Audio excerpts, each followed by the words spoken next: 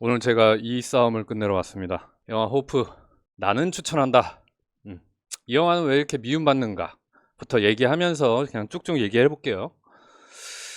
자, 영화 호프가 개봉 5일 만에 212만 명을 넘겼습니다. 골든 에그 지수 81%에서 82%, 네이버 평점 7.1점, 꽤 높죠. 논란에 비해서는 꽤 높은 것 같아요. 그죠? 일단 저는 추천, 봐야 된다. 영화관에서 보셔라. 액션 하나만 놓고 봐도 이거는 무조건 보면은 좋을 영화다 라고 저는 추천하고 있습니다. 이전 번 라이브, 제가 라이브를 잘못해서 녹화를 올렸는데 그 댓글 벌써 달아주시더라고요. 뜨겁긴 뜨거운가 봐요. 저 같은 학고 유튜버한테도 댓글 달아주시는 거 보면 굉장히 호프를 보고 열받으신 분들이 댓글을 달아주셨는데 뭐 존중합니다. 뭐안 좋을 수 있죠. 저는 좋았다고 생각하지만 이 영화를 보면은 반응이 극단적으로 갈리죠. 어떤 사람들은 올해 최고의 한국 영화라고 하고 나홍진이라는 이름값에 기댄 범작이라고도 하고요. 굉장히 싫었나 보네. 그 정도까지? 지난번에도 얘기했지만 나홍진한테 기대하는 어떤 롤이 있잖아요. 역할. 나홍진은 어떤 곡성을 잇는 곡성2는 아니지만 어떤 개쩌는 미스테리한 거대한 재밌는 이야기 이런 걸 사람들이 기대했을 거란 말이죠. 그런데 까보니까 그 역할이 전혀 아니었고 사람들은 굉장히 실망을 했다. 이게 아무래도 가장 관객들이 열받아 하고 있는 포인트인 것 같아요. 자, 전문가 평점 6.83점이고요. 관객 평점 5.42점입니다. 확실히 관객이 약 1.4점 낮네요. 대략 1점 차이니까 별 반 개 수준이라고 하면 될 것 같아요. 10점 만점에 별 5개라고 치면은 전문가는 별 3개 반, 일반 관객들은 별 3개가 조금 안 되는, 그죠? 시내 21은 보통 별 3개 이상, 3개 반 이상을 줬던 것 같아요. 나홍진 영화의 전형적인 패턴이다. 전문가와 대중의 온도 차이가 크다. 나홍진은 원래 그런 패턴을 반복해 왔잖아요. 어떤 믿음을 얘기해. 이게 믿을지 말지는 네 자유인데 이걸 믿어야 되느냐 안 믿어야 되느냐 이런 이야기를 계속 반복해 왔던 것 같아요. 이번 영화도 거기에서는 크게 다르지 않지 않나, 비슷하지 않나. 뭘 믿고 뭘 보고 이럴 것인가. 물론 그 서사가 굉장히 짧죠. 굉장히 짧아서 믿음이고 나발이고 이런 말이 나올 수 있다고 생각을 합니다. 하지만 액션 쩔었잖아. 자, 인터내셔널 예고편인데 예고편이나 메이킹 보면서 얘기할까 했는데 조금 집중력이 흐트러질 것 같아서 일단은 그냥 얘기를 쭉 한번 해볼게요. 자, 다음 혹평은 크게 5갈래로 수렴합니다. 욕설 과다, 후반부 CG의 완성도, 결말의 급격한 전환, 비현실적 개연성, 그리고 생존력, 곡선만 못하다는 비교 우위 논란. 저는 이 5번째가 제일 크다고 생각합니다. 반박을 할 건 아니고요. 인정을 하는 셈, 반박을 할 건 아니고 반박이 어려운 지점도 많다고 저는 생각을 합니다. 다 인정을 하기 때문에. 첫 번째, 욕설이 너무 많다. 씨발이 137번, 불쾌하고 피로하다. 어떤 유튜버가 조사를 했대요. 137번쯤 나온다고. 야. 그런데 나홍진 감독이 GV에서도 이 얘기를 직접 했거든요. 플러스M에서 나옵니다. 100 몇십 개가 남았다. 근데 후반 작업 때 한 200개는 걷어냈는데도 이게 줄어들질 않아요. 뭐 이런 식으로 얘기하더라고요. 그러니까 지금 우리가 듣는 137번이라는 게 이미 감독이 절반 이상을 덜어냈는데도 남겨진 숫자라는 거죠. 얼마나 굉장히 이 다이나믹한 순간을 표현하고 싶었으면은 나홍진 감독이 굉장히 좀 완벽주의자 쪽인 감독님인 걸로 알고 있거든요. 그럼에도 불구하고 저렇게 남겨둘 수밖에 없었고 그렇게 어느 정도 허용도 했었다는 얘기는 어떠한 커다란 감정들을 그 씨발 하나에 다 담아서 처리한 게 아닌가 이런 생각이 들었습니다. 137번 아 씨발. 자, 봉준호도 같은 우려로 봤다가 납득했다. 봉준호 GV 발언. 나홍진 감독님이랑 같이 GV를 했었죠. 욕설이 많다는 소문을 듣고 왔는데 인물들 상황상 저럴 수밖에 없었겠다. 마이데일리에서도 인용을 했습니다. 플러스 M에서도 있어요. 왜 이렇게 욕설을 많이 넣었을까? 감독이 그 GV 때 얘기를 했었는데 요즘 같은 세상이 되면은 이 씨발은 이제 욕설의 사전적 의미가 아니라 어떤 다양한 감정의 수준을 표현하는 어떤 감탄사로 좀 이렇게 인정을 해줘야 된다. 이런 발언도 하시더라고요. 저도 GV를 유튜브로 봤었는데 그렇다고 보기엔 이 137회의 시발은 좀 대단하긴 했네요. 이 영화에서 욕설은 그냥 비속어가 아니라 캐릭터의 공포, 분노, 당황, 안도 같은 걸 압축해서 표현하는 감탄사로 기능하는 거다. 대본을 다 쓰고 배우들 애드립도 반영해서 만들어진 결과라고 하네요. 오케이.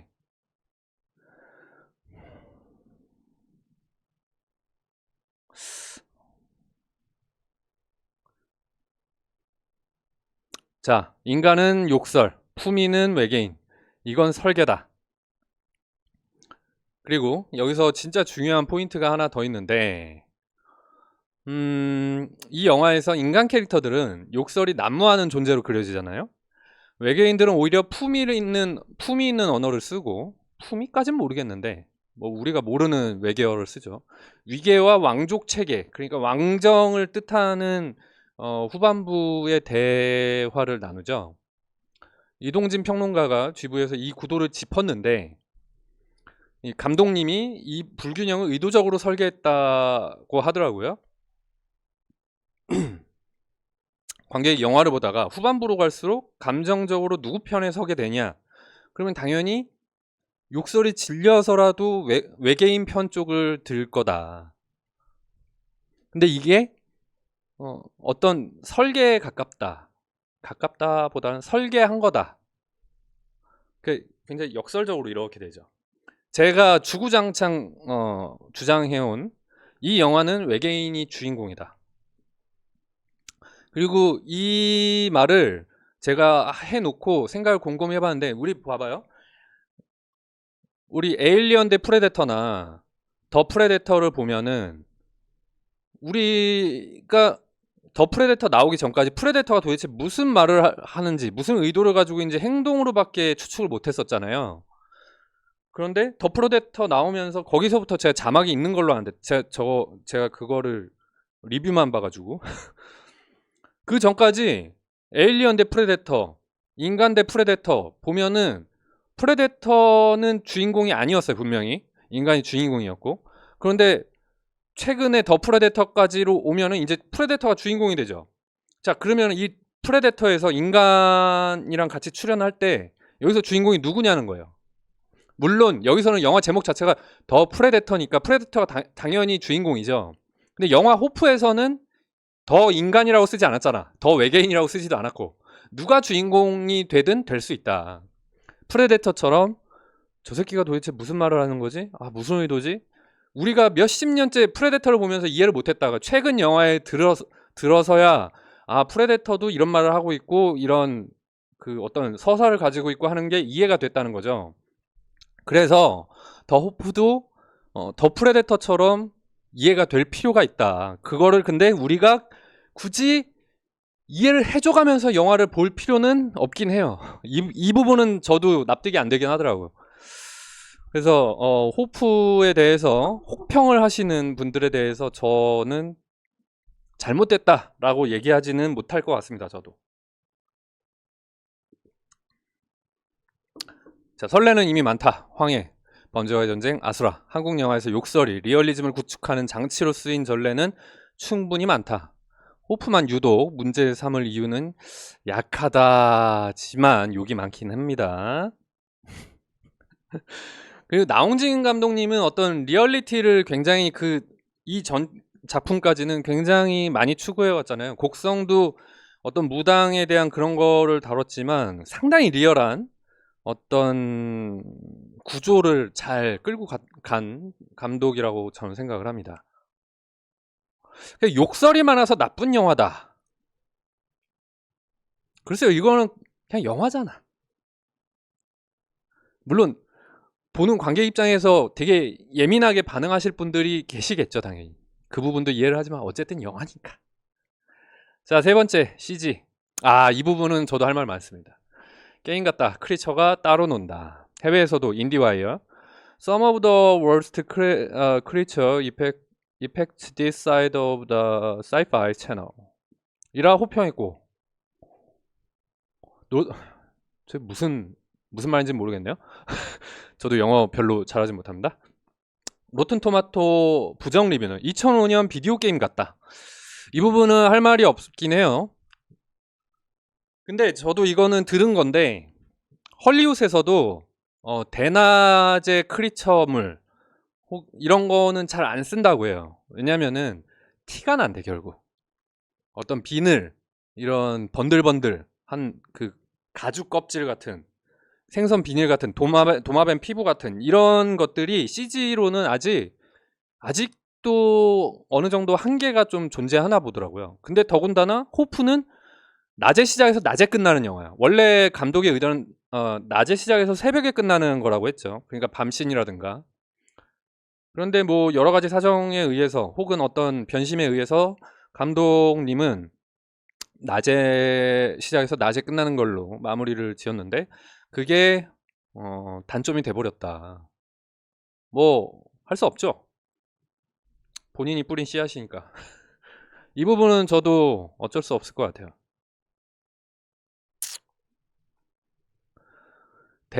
바로 나오네요. 대낮 정면 승부의 대가. 이건 엘르뉴스 인터뷰입니다. 엘르뉴스원 인터뷰. 대낮에 크리처가 역동적으로 움직이면 모션 블러가 많이 들어갈 수밖에 없고 실제 배우도 뛰면 얼굴이 잘 안 보인다. 밤 장면을 아예 배제하고 대낮에 다 노출시키는 방식을 택한 대가라는 거. 그죠? 대가지 뭐. 뭐 할 말이 너무 많은데 일단 넘어가겠습니다. 크리처 샷만 400컷 이상. 야, 400컷이나 나왔구나. 그러니까 씬 말고요. 감독 본인이 밝힌 물량. 밤이라는 도피처 없이 특수효과 영화들이 흔히 쓰는 안 보여주는 트릭을 거부한 대담한 선택의 결과다.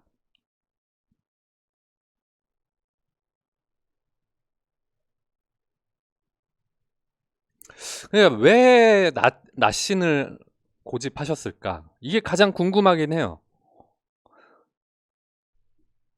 GV 때 본 것 같기도 한데 기억은 안 나네요. 자, 그 다음 순제작비 500억, 헐리우드의 5분의 1.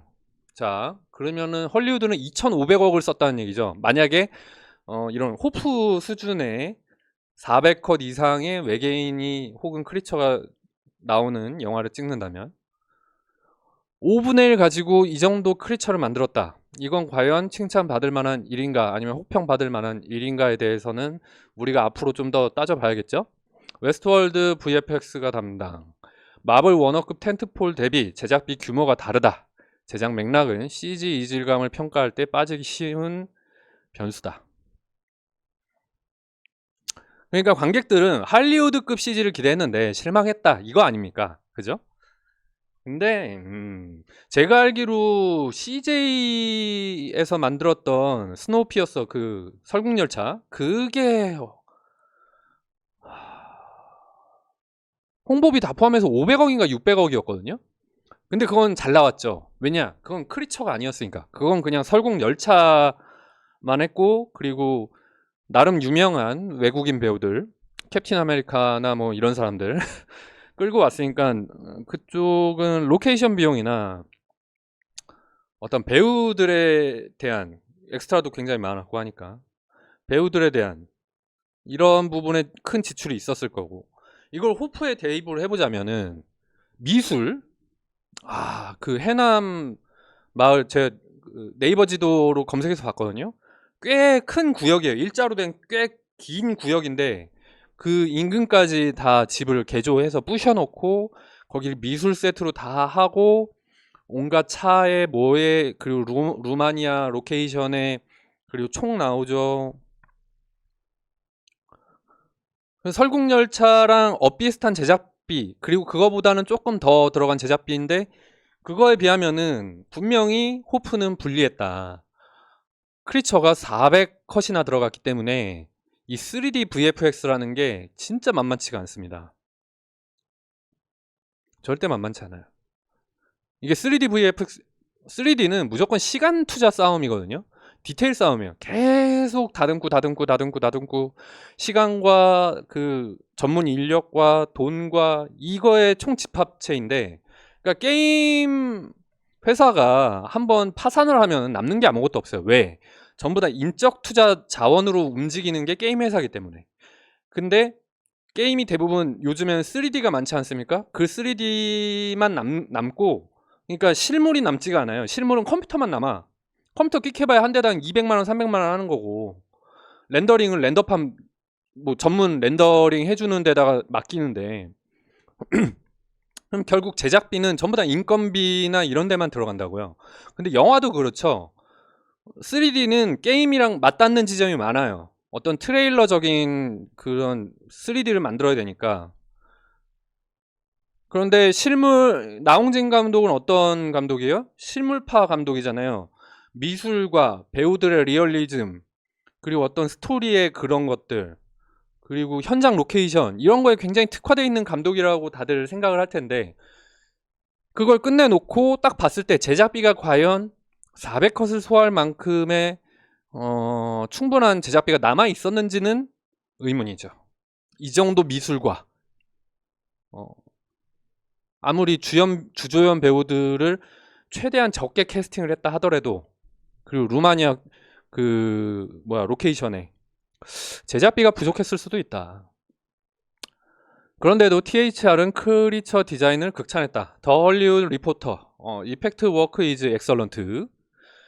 이펙트는 훌륭했다. even with some messy CG touch. 크리처 디자인 스트라이킹리 오리지널. 즉 완성도 지적은 있지만 디자인 독창성 자체는 해외 유력지도 인정을 했다. 뭐 독창성이 있었다. 그냥 100% 매끄럽지는 않은데 봐줄만은 했다. 디자인 자체가 별로다는 이게 다른 내용이잖아요. 100% 매끄럽지 않다와 디자인 자체가 별로다는 매끄럽지가 이게 다른 얘기인데, 어쨌든 독창성은 있었다. 독창성은 있었는데 약간 파이널 터치가 부족했다. 자, 뉴요커는 아예 이걸 매력이라 불렀다. 저스틴 챙, 뉴요커. 딜라이트풀리 크랩, 뭐라고 있는 거야? 암튼 어설픈 CG를 오히려 B급 액션의 즐거움으로 읽은 평가다. 결함이 곧 실패는 아니라는 관점. 언제나 한국의 중소는 기적을 보여준다. 이 부분은 제가 쓴 건데요. 자, 뉴요커의 저스틴 챙이라는 평론가가 저렇게 평가를 했대요. 물론 뭐 우리가 외국 평가에 뭐 휘둘려 봐야 나랑 무슨 상관이냐 이런 말을 할 수도 있지만, 완성도가 떨어지는 거 오히려 이 사람은 B급 액션 영화의 특유의 매력이라고 봤다는 거죠.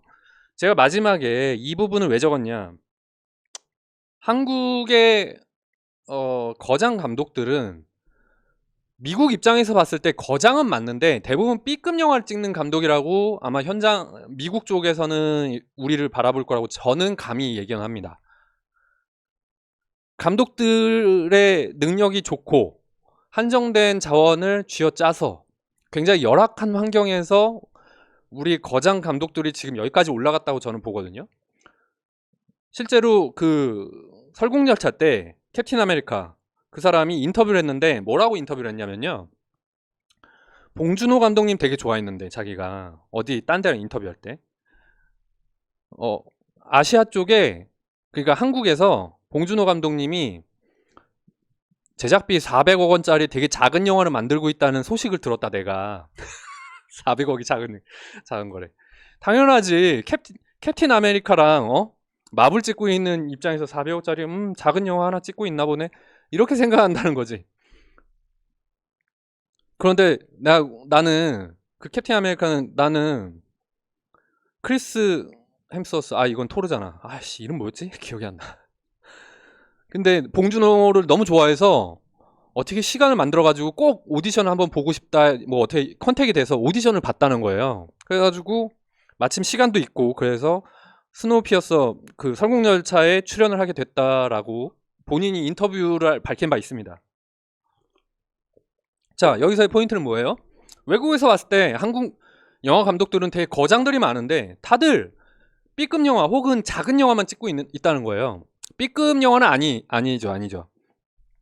다들 예산 적은 작은 영화를 찍고 있다는 거예요. 우리나라는 예산이 그렇게 주어지지 않으니까. 거기에 더불어 실제로 이번 호프는 여러 가지 레퍼런스가 좀 엿보이는 영화라고 저도 생각이 드는데 뭐 예를 들어서 황혼에서 새벽까지 같은 되게 어처구니 없는 흡혈귀 B급 영화잖아요. 저는 그거랑도 좀 맞닿아 있다고 보거든요. 그냥 갑자기 하늘에서 외계인이 떨어졌는데 왜 떨어진지도 몰라. 근데 이 황혼에서 새벽까지처럼 이 새끼를 안 죽이면 내가 죽게 생겼어. 열심히 죽였어. 근데 알고 봤더니 뭐 외계인 아이도 납치돼 있고 저 외계인도 우주선도 떨어져서 산이 하나 부서지고 이러네. 근데 황혼에서 새벽까지도 그렇잖아요. 그래서 저 뉴요커의 저 평론가는 이 B급 액션의 즐거움으로 읽었다, 봤다. 이 결함이 곧 실패는 아니지 않느냐라고 평가를 한 것 같죠. 자, 후반부 CG의 질감, 이 질감 자체는 부정하지 않겠습니다. 저도. 제작비, 연출 철학, 맥락화는 가능하지만 완벽했다고 우기지는 않겠습니다. 뭐 깔려면 깔 수 있는 거지. 저는 뭐 나홍진 감독님이 굉장히 거장 쪽의 영화 감독님이라고 생각을 하지만 뭐 어쩌겠어요. 결과가 이러는 걸. 뭐 깔 게 있으면은 받아들여야지. 영화가 끝나기 10분 전에 갑자기 자막까지 나오면서 자기들끼리만 아는 대화로 흘러가 몰입이 깨진다는 지적. 그러니까 이 말은 자기들끼리만 얘기를 했다가 마지막 10분에 이제 자막으로 하죠. 액션으로 질주하던 영화가 갑자기 정적인 대사극으로 바뀐다는 불만이 있다. 근데 이 부분은 프레데터, 아까 앞에 설명했던 프레데터로 가름이 될 것 같아요. 너무 급작스럽게 확 나눠버리긴 했어요. 액션이 너무 잘 빠졌고 그리고 액션 시퀀스가 한 번에 봐야 하는 느낌을 주고 싶어서 다 이렇게 토막토막 내고 싶지 않아서 아마 그랬던 게 아닐까라는 추측을 해볼 수 있겠죠. 첫 번째 액션 시퀀스, 그러니까 시골 도심에서의 그 추격신과 루마니아 숲에서의 추격신은 쪼갰으면은 그 맛이 분명히 안 살았을 거예요. 나홍진 감독은 굉장히 많은 생각을 했겠죠. 영화를 1000번 넘게도 봤다고 하니까. 그리고 그 결론이 이거는 그냥 통짜로 가야 된다. 뭐 이런 어떤 결정을 내렸지 않았을까라고 저도 생각이 듭니다. 하나를 얻고 하나를 내줘야죠. 뭐 장단점을 둘 다 챙길 수는 없지 뭐. 장점이 있으면은 단점이 있는 겁니다. 이건 설명이 아니라 시점 이동이다. 오마이스타. 그동안 인간의 프레임만이 전부라 믿었던 영화가 처음이자 마지막으로 관객을 그 프레임 밖으로 밀어내는 장치라는 거. 정보 전달이 아니라 관점 전환이 목적이란 얘기. 아까 그거죠. 인간은 욕을 해서 되게 상스럽게 점점점점 이렇게 다들 왜 이렇게 씨발씨발해 하는 반면 외계인들은 알고 봤더니 어떤 사정이 나타나고 그리고 점점 어떤 고급화가 되는 이런 것들. 하지만 그것 때문에 설명충의 느낌이 들 수가 있죠. 영화가 끝나기 10분 전에 갑자기 자막이 나오면서 이 몰입이 깨트려지는 그런 상황이 발생하죠. 그러니까 첫 번째 시퀀스, 두 번째 시퀀스 서사 다 쌓아놨어. 어쨌든 그래 뭐 이해해줄게 했는데 갑자기 저도 그랬어요. 마지막 10분에 자막이 나오고 그래. 자막이 나오네? 저도 이렇게 놀랐어요. 좋고 싫고를 떠나서 프레데터처럼 되는 게 아니라 자막이 결국 나오는구나 이랬죠. 저도. 오케이. 감독의 평. 성경 속 신의 시선. 곡성이 초자연과 토속 민속 신앙이었다면은 이번엔 성경 속 신의 시선으로 과감히 갔다. 그러니까 이분이 그 영화 예고편이 나오기 훨씬 전부터도 본인 인스타에 성경 속 구절을 인용한다든가 하는 거 봐서는 이분은 뭐 종교도 그쪽이신 것 같고, 인간의 시점에서 벗어나는 이 결말은 처음부터 계획된 톤 전환이었다라는 얘기를 하시는 것 같아요.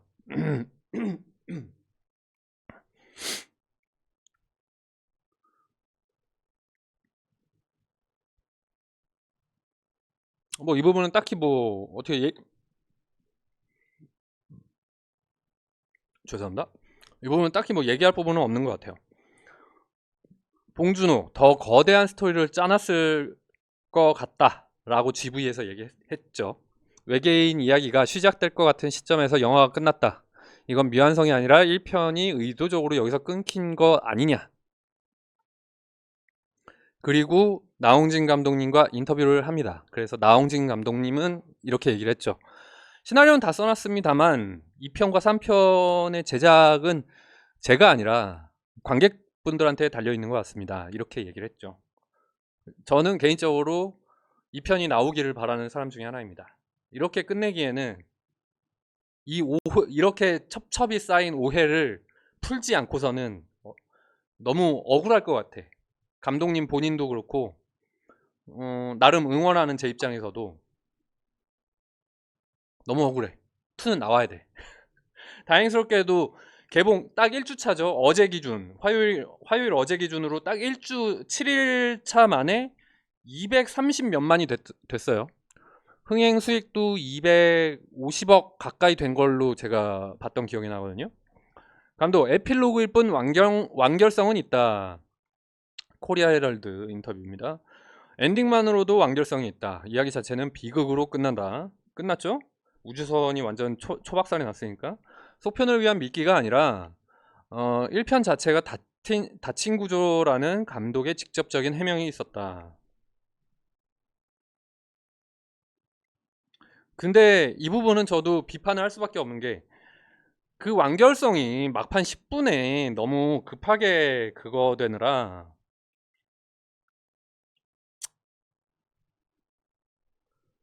이분은 나도 쉴드를 못 쳐주겠다. 이 부분은 뭐 어쩔 수 없죠. 그냥 버티세요, 감독님. 그래도 나는 감독님 편. 개연성 생존력. 군대도 안 오고 성기는 죽었다 살았다를 반복하고 재난 규모에 비해 정부 군대 대응이 없고 조인성이 연기한 성기가 죽은 줄 알았다가 되살아나길 반복하는 게 억지스럽다는 지적이 있죠. 시간 흐름 파악이 필요하다. 근데 자 봐봐요. 시간 흐름 파악이 필요하다는 건 제가 쓴 거예요. 이 영화는 낮에 시작해서 낮에 끝납니다. 그리고 영화는 2시간 반인데 제 체감 시간은 대략 한 대여섯 시간이었어요. 실제 만약에 영화가 실제라면. 그러니까 대략 점심 임금쯤부터 해서 끝난 시간이 해가 지기 직전쯤이었다고 저는 생각을 해요. 만약에 이게 실제라면.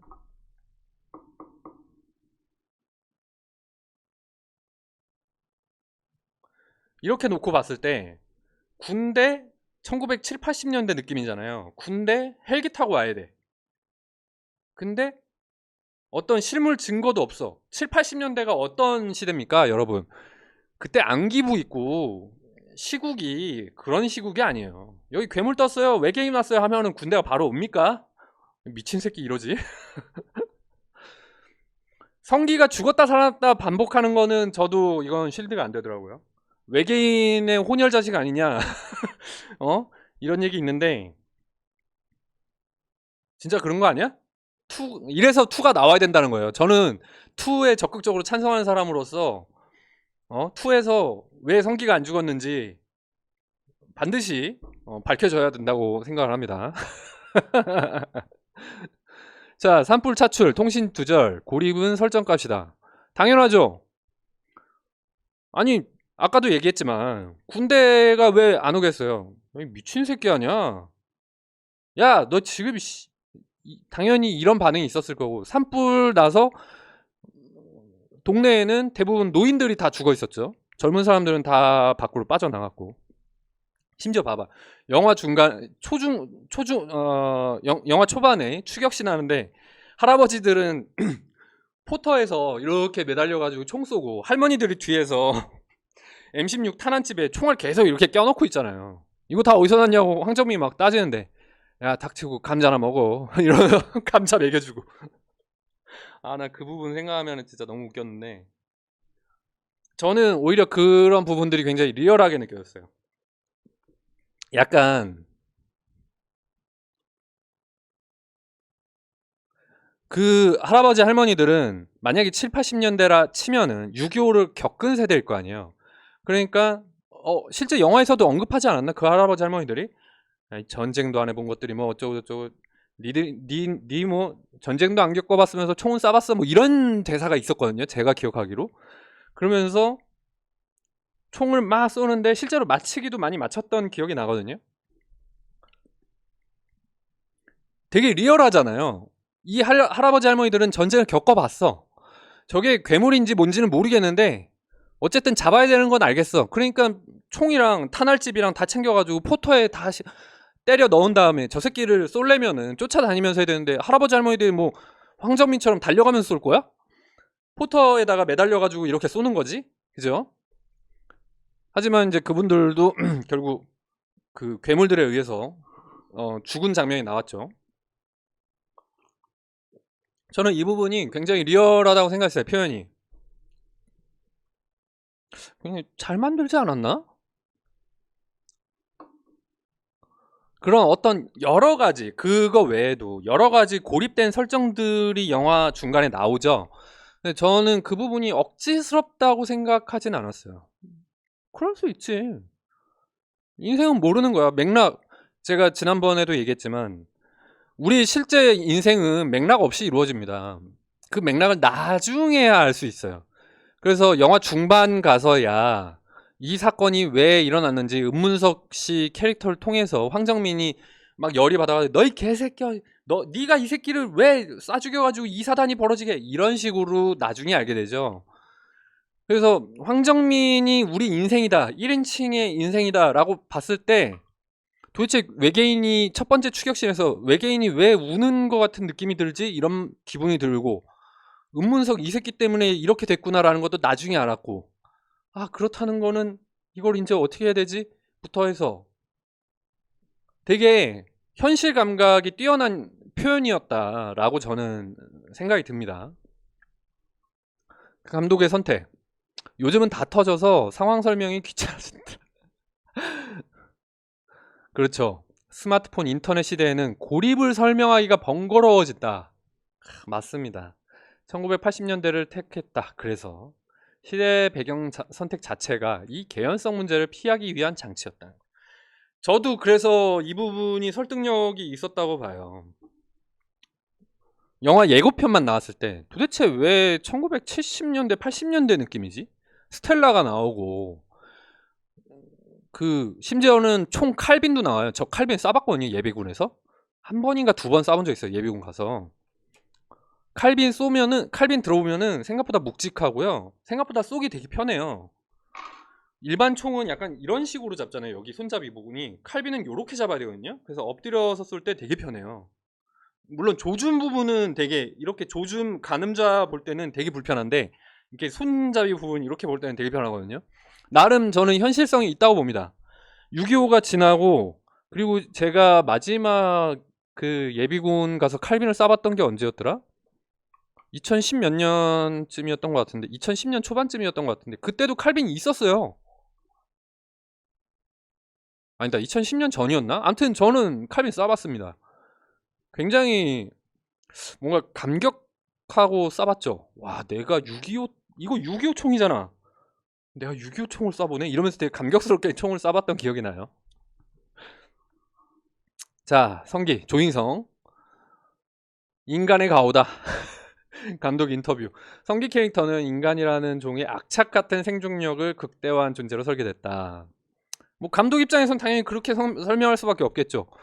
여기서 대뜸 2편을 보시면 압니다. 이런 말을 할 수는 없잖아. 이게 제작이 될지 안 될지도 모르고 이 영화가 망할 수도 있는데 500억, 700억이 든 영화가. 감독은 당연히 저렇게 얘기할 수밖에 없겠죠.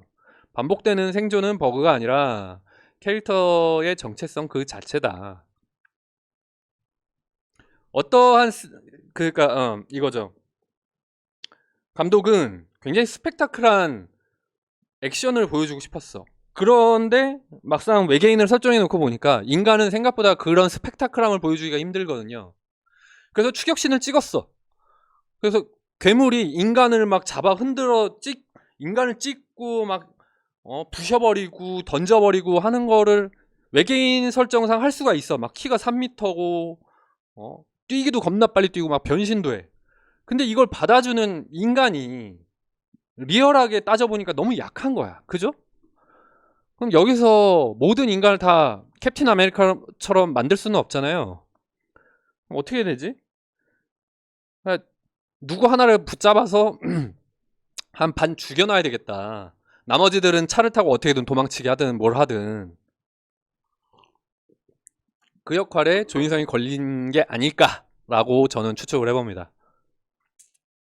조인성이 그렇게까지 내던져지지 않았다면은 별로 역동적이지 않았을 거예요.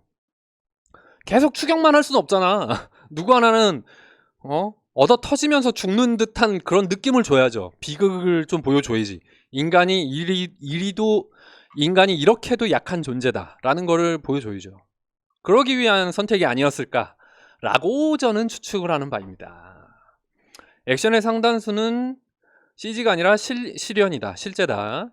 조인성은 무릎, 연골 손상 상태로 승마 총기 액션을 직접 소화했다. 기적처럼 해냈다는 평가가 있었고 물리적 리얼리티는 오히려 CG보다 더 확보돼 있다. 사실 외계인이 400컷이나 나왔다고 하지만 영화 자체로 봤을 때 외계인을 떼놓고 보면 영화는 굉장히 훌륭하죠. 그 어마어마한 카메라 워크와 어마어마한 그 미술 세트와 그 심플하고 내달리는 그 감정들, 액션 시퀀스들. 이 부분은 뭐 부정할 수 없을 거라고 생각합니다.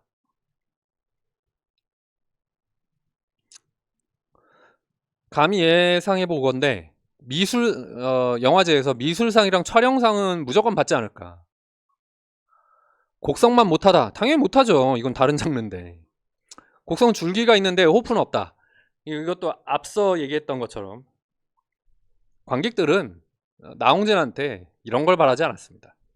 액션을 바라지 않았고 굉장히 현실성 있고 리얼리티가 뛰어난 어떤 대단한 이야기를 바랬지만 이야기보다는 액션을 했다.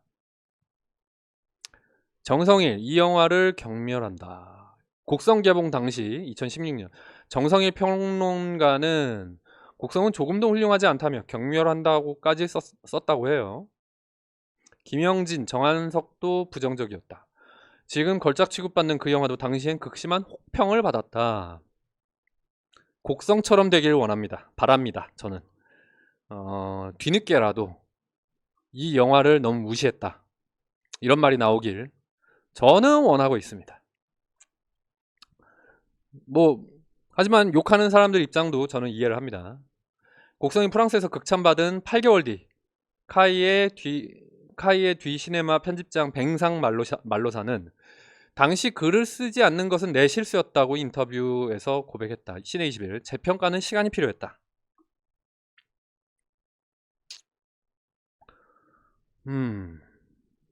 이동진 지금 이동진 평론가가 굉장히 욕을 먹고 있죠. 나홍진 그러니까 호프의 편을 들어서 저처럼 이동진 평론가가 추격자 4.0, 황해 4.5, 곡성 5.0 그러니까 시네21 만점을 줬다는 건데 잘 없죠? 나홍진 영화는 개봉 당시보다 시간이 지나며 평가가 상승하는 패턴을 반복해왔다. 뭐 이건 팩트니까. 아 이거 당신의 영화 루틴 알겠다는 말에 화가 났대요. 어떤 한 평론가로부터 자신의 스타일이 읽힌다는 말을 듣고 굉장히 화를 많이 냈다고 해요. 속으로. 그래서 요번 작품에서 일부러 스타일을 깼다고 밝혔다고 하죠. 곡선만 못하다는 비교를 스스로 예견하고 감수한 선택이었다. 그래서 영화 개봉쯤에 나홍진 감독을 보면 약간 좀 주눅이 들어있는 듯한 표정도 있고 개봉 그 GV에서도 뭔가 좀 위축까지는 아닌데 약간 뭔가 이전과는 좀 다른 어떤 바디랭귀지 뉘앙스가 있었던 것 같아요. 본인도 조마조마하지 않았을까. 재평가 선례 블레이드 러너 1982년 와 블레이드 러너가 벌써 82년 40년이 넘은 영화입니다. 흥행 실패했죠. 레너드 말틴은 별 1.5점으로 각본은 혼란스럽고 주인공은 전혀 매력이 없다. 지금의 XF 정전 미의회 하지만 지금은 XF 정전 미의회 도서관 국립영화 등 기부에 국립영화 등기부 국립영화 등기부에 등재가 됐다. 분명히 호프는 극장에서 내려간 뒤에 다시 평가가 이루어질 거라고 생각을 합니다. 근데 재평가가 되기에는 어떤 서사나 이런 게 너무 짧긴 하다. 마더 이거는 봉준호의 마더 아니고요. 아로노프스키의 2017년작 로튼토마토에서 68%였대요. 감독 본인도 F를 안 받으면 오히려 이상하다. 우리는 편치 않은 영화, 펑크 영화를 만들려고 했다.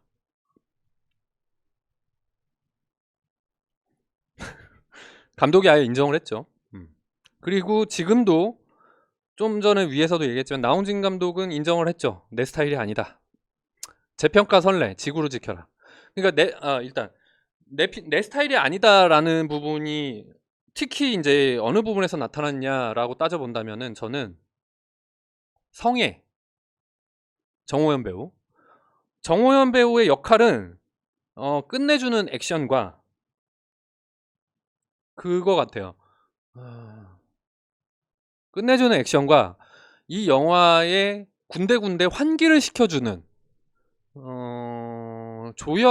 주연에 가깝지만 조연으로서 영화를 순간순간 환기해줄 때 정호연이 그 부분을 다 전담 마크해서 대사를 친 것 같다. 나홍진 감독은 절대 그렇게 대사를 쓸 사람이 아니죠. 우리가 이 전작들을 봤을 때 얼마나 리얼한 대사를 잘 쓰는 감독입니까? 그런데도 나홍진 감독이 일부러 저렇게 했다? 500억을 들여서? 이거는 좀 납득이 안 돼요. 이거는 정호연 배우의 성의 캐릭터는 환기용 캐릭터였다고 봅니다. 끝내주는 액션과 순간순간 어떤 중요한 순간에 양념을 팍팍 쳐주는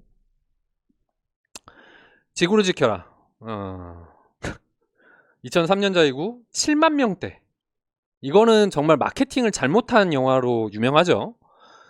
하지만 모스크바 국제영화제 최우수 감독상, 브리셸 판타스틱 영화제 황금까마귀상 수상. 와, 상 많이 받았구나. 2025년 요르고스 란티모스 감독, 엠마 스톤 주연으로 할리우드 리메이크가 나왔죠. 부고니아.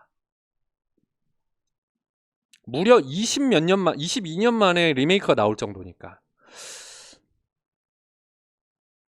황홀에서 새벽까지 만큼의 어떤 명성을 얻을지는 모르겠으나 그런 것처럼 어떤 재평가는 분명히 생기지 않을까라는 생각을 해봅니다. 균형을 위한 반례도 있다. 마더는 재평가됐지만 여전히 만장일치 걸작은 아니고 호불호의 상징으로 남아 있습니다. 호평받은 영화는 언젠가는 걸작이 된다. 공식은 성립하지 않는다. 이 비약은 우리도 경계한다.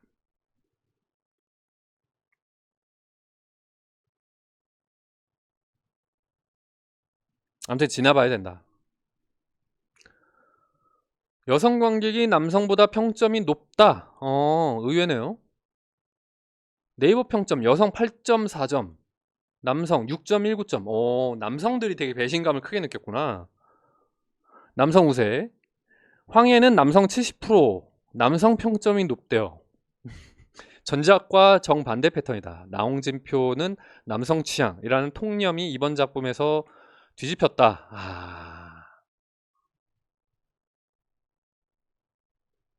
이건 뭐 데이터니까 할 말이 없네요. 저는 그래도 별점 저는 별 5개 만점에 그래도 4점은 주고 싶어요. 4점은 충분히 되지 않나? 3.5점? 4점? 4점? 네이버는 9점, 10점이 53%, 1, 2점이 22%. 극단이네요. 이는 실패작이 아니라 강한 호불호를 부르는 작가 영화의 전형적 지표다. 해외는 이미 호의적이라고 해요. 로튼토마토 신선도 78에서 80%. 액션과 촬영을 극찬했다. 이건 한국에서도 이미 마찬가지죠. 최고의 액션 영화. CG만 지적했다. 그러니까 CG 때문에 그냥 만약에 그러면은 CG가 괜찮게 나왔다. 그럼 걸작 소리를 들었다는 얘기잖아.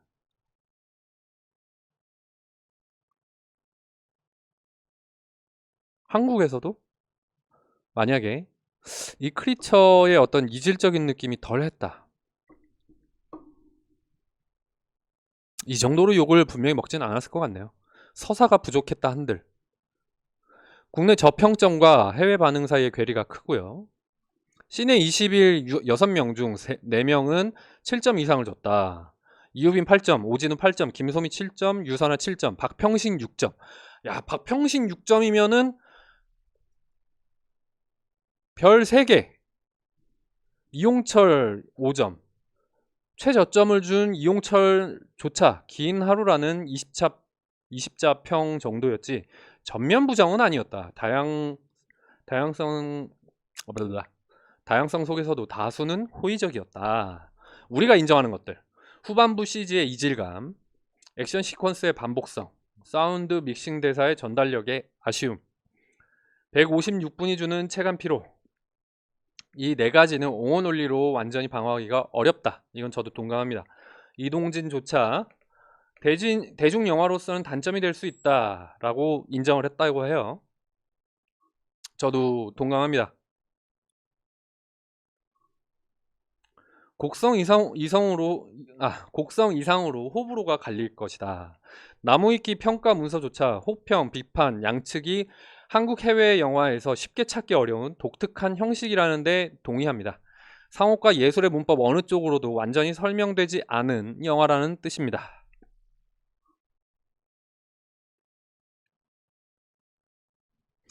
과연 이게 오스카나 골든글로브를 갈 수 있을 것이냐? 그 정도는 모르겠어요, 저도.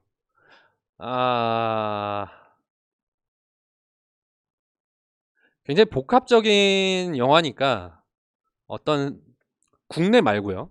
해외에서는 특히 미국 쪽은 수상이나 후보, 수상커녕 아무튼 후보, 글쎄 모르겠어요. 감독 스스로도 흔들린다. 나홍진 공개 후 리뷰를 찾아보는데 안 좋은 얘기에 더 신경이 쓰인다. 그러니까 나홍진 감독은 이번이 첫 혹평일 거예요. 그죠? 곡성도 결국에는 그랬지만 이 정도 혹평은 아니지 않았나? 저도 곡성 당시에 봤을 때 이 정도로 욕먹지는 않았던 것 같거든요. 완벽한 확신이 아니라 감독 자신도 반응을 예민하게 지켜보고 있다는 점에서 이 논쟁은 현재 진행형이다. 그리고 감독도 예상을 했겠죠. 재평가의 인계점은 이미 정해져 있다. 2주차 드랍률이 50% 이하로 방어되고 평점이 반등하면은 재평가 진입이 신호인데 500만 돌파 시, 그러니까 지금 첫 주 200만인데 이제 곡선이 끊길 거란 말이죠. 그럼 최소 3주에서 한 달이 걸릴 건데 700만 이상이면 속편 동력까지 확보가 되죠. 지금의 낮은 평점은 최종 평가가 아니라 중간 지점이다. 일단 개봉 첫 달이 제일 중요하고 지금 첫 주 지났는데 200만이 넘었고 요번 둘째 주 일주일이 과연 어떨 것이냐에 따라서 이번 둘째 주에 최소 300만 이상 가야 할 말이 생길 거란 말이에요. 지금 개봉 첫 주에 212만 명이었는데 둘째 주에 최소 300만에서 350만, 400만은 똑같이 안 되더라도 300만은 돼야 나머지 두 주 혹은 한 달을 500만과 700만까지 영차 하면서 갈 거란 말이에요. 자, 결론. 결함이 아니라 청구서다. 호프의 호평 대부분은 감독이 스스로 밝힌 설계와 정확히 일치한다. 남은 것은 관계의 그 청구서를 지불할 의사가 있느냐. CG와 러닝타임처럼 진짜 아쉬운 지점은 인정하되 나머지는 실수가 아니라 선택이었다는 걸 오늘 짚어봤습니다.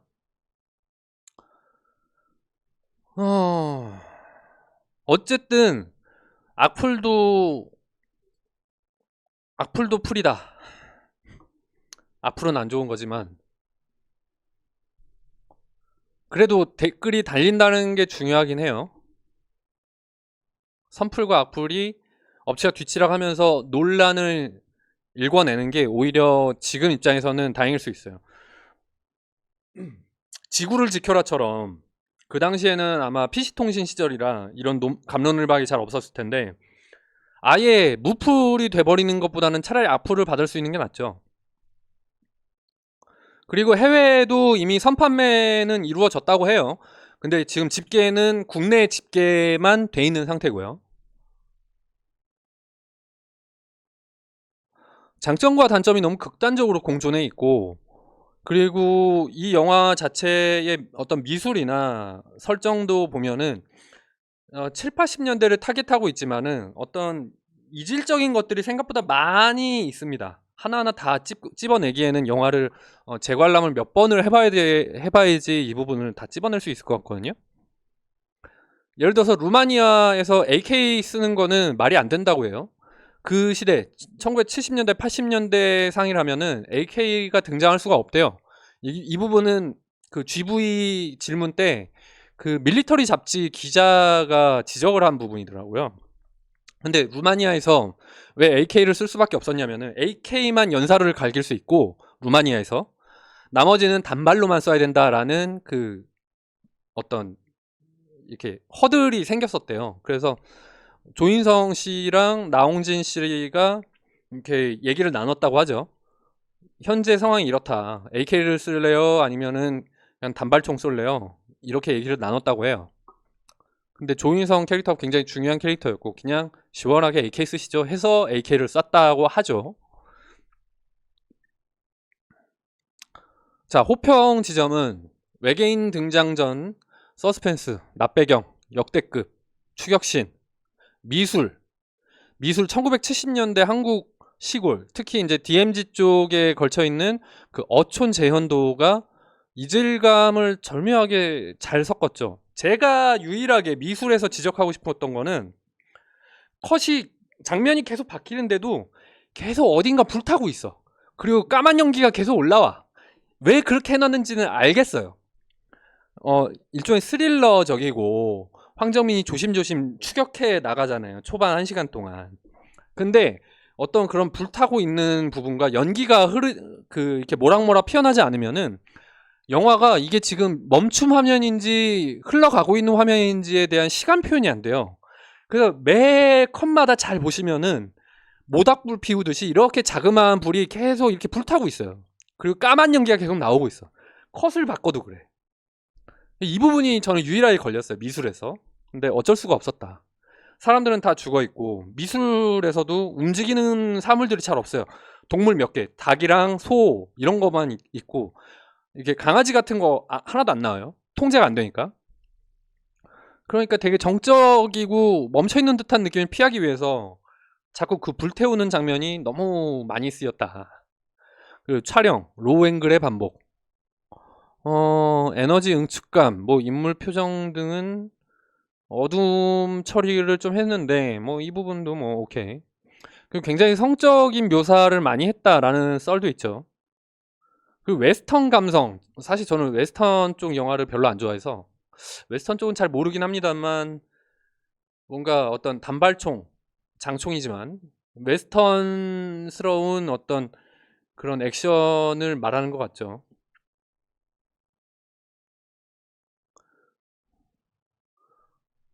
그리고 정호영 캐릭터가 일단 강력하게 나왔죠. 총 겁나 잘 쏘고 유탄 발사기로 포트리스 하잖아요. 이렇게 유탄 발사기를 정면을 쏘는 게 아니라 위에다가 뽕 해가지고 이렇게 곡사포로 날아가게. 이 부분이 조금 저는 웃겼는데 어쨌든 굉장히 그 각도 계산이랑 거리 계산을 할 만큼 해서 쏠 만큼 정호영 캐릭터가 굉장히 똑똑하고 액션도 잘하는 강력한 여성으로서 등장을 했다. 그러기에는 근데 정호연이 너무 마르게 등장을 해서 약간 설득력은 떨어지지 않았나.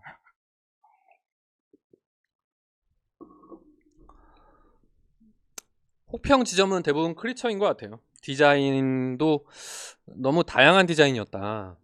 어떤 통일성 있는 디자인이 아니었다는 거, 이 부분도 조금 짚고 넘어가야 될 것 같고, 크리처 CG, 표면 질감, 털 움직임 이런 것들이 확실히 좀 미숙했다. 1시간 만에 나온 괴물 때문에 진격의 거인 2야? 이런 느낌을 우선 받았고요. 여태 1시간 동안의 그 추격전에서 쌓아왔던 그 부분이 많이들 거기서 좀 기대치가 깎이는 느낌을 많이 받았겠죠. 그런데 처음 괴물이 등장할 때 가장 인상 깊었던 부분이 하나 있었던 게 처음에 그 어두운 가게 속을 황정민이랑 그 버디 아저씨 있잖아요. 할아버지 아저씨가 이러고 본단 말이에요. 가게 안이 어두워서 이러고 본단 말이에요. 어떤 사람이 살려주세요 하면서 뭐 이렇게 피 흘리고 있는데 갑자기 뒤에서 괴물의 손이 이렇게 해가지고 이러면 이렇게 끌고 가거든요.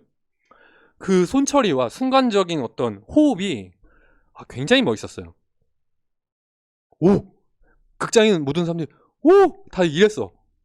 저도 그랬고요. 오, 드디어 나온다, 드디어 나온다 했는데 갑자기 괴물이 부악 하면서 4m짜리 괴물이 그 낡은 집의 천장을 뚫고 이렇게 나와서 사람을 이렇게 발을 갖다가 손으로 잡고 이렇게 집어 던져버리죠. 거기서부터 이제 추격전이 이루어지고, 그리고 저는 CG 중에 또 좋았던 지점이 뭐가 있냐면 엔딩에서 전함이 떨어지잖아요. 근데 그 전함이 떨어질 때 전함이 터지는 그 불꽃 묘사 같은 경우는 조금 살짝 조악한 느낌이 있었지만 우리 큰 선산에 전함이 푸악 하고 부딪혀서 산이 천천히 무너지고 전함도 천천히 불타서 없어지는 장면이 나와요. 저는 그 표현이 굉장히 리얼하게 잘 됐다. CG가 조악했다 치더라도 그 씬을 보면서 뭘 느꼈냐면은 예전에 유튜브에서 그 스위스나 일본 후지산 폭발했을 때의 그 거대함을 느낄 수가 있었어요. 그 씬에서 우리가 게임이라든가 일반적인 헐리우드 무비를 보면은 커다란 산이 터지고 무너지고 할 때 굉장히 다이나믹하고 빠르게 우리는 표현이 된 걸 봐왔잖아요. 근데 현실은 절대 그렇지 않더라고요. 유튜브에서 산사태나 눈사태, 용암 터진 거 뭐 이런 거 외국 그 클립들 찾아서 보잖아요. 생각보다 굉장히 천천히 움직입니다. 화산이 터지고 나면은 그 연기가 뻥 하고 터진 다음에 연기가 굉장히 천천히 우리를 덮치다가 눈앞에서 갑자기 훅 하고 빨라져요. 진짜로. F1 레이싱도 보면은 저 멀리서 300km, 400km짜리 그 레이싱카가 천천히 이렇게 가잖아요. 약간 그런 느낌이에요. 선산과 그 외계인 우주선이 저 멀리에 있어. 그 산에 박혔네? 우린 되게 멀리서 와 이러고 보는데 산이 천천히 무너져요. 이런 식으로. 이 지점도 어떤 나홍진 감독의 리얼리티를 말 그대로 그렇게 그냥 표현해버린 거 아닐까. 헐리우드처럼 표현할 수도 있었겠지만 그렇게 하기보다는 진짜 산이 무너질 때 이렇게 무너지니까 이렇게 갑시다 라는 선택을 하지 않았을까. 영화적 허용이 아닌 그런 걸 좀 저는 그렇게 생각합니다. 추측. 바미기르 첫 등장 외계인이죠. 이 외계인이 약간 커졌다 작아졌다는 부분도 있죠. 첫 등장일 때는 한 3m, 막 4m 이 느낌이 있죠. 지붕 뚫고 나왔을 때. 물론 그건 뭐 점프일 수도 있고 아닐 수도 있는데, 근데 나중에 부검할 때 황석정님이 전기톱으로 막 우웅 하면서 부검할 때 보면은 왠지 모르게 외계인이 좀 작아 보이는 느낌도 들어요. 약간 좀 크리처의 사이즈가 왔다 갔다 하는 느낌이 든다. 이거는 루마니아 숲에서도 그 마이클 패스벤더 외계인도 약간 그렇게 느껴지는 지점도 있긴 해요. 그 외계인이 초광석 함대를 끌고 와서 돌도끼로 싸우죠. 그 투창이랑. 얘네들은 원시인 외계인인가? 그렇다고 치기에는 그 탈출정에 무기가 없었나? 아니 탈출정? 그래 뭐 탈출정이니까 무기가 없었다고 쳐봅시다. 이것도 2가 나와야 할 수 있겠네.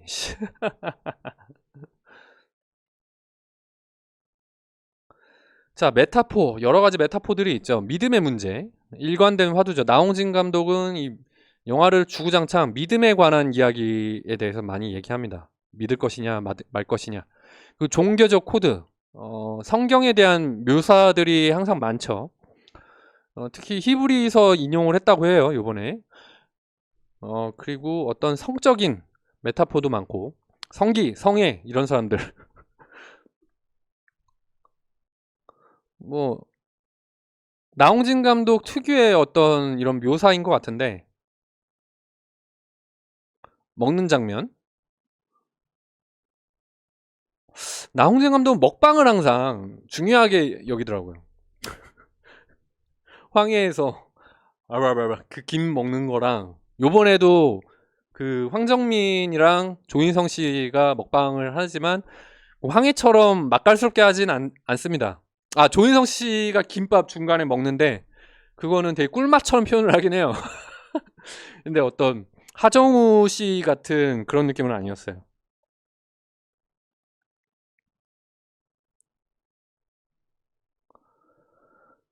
이거는 마치 영화를 다 만들어 놓고 발사를 안 시킨 느낌이긴 해요. 준비 다 했어.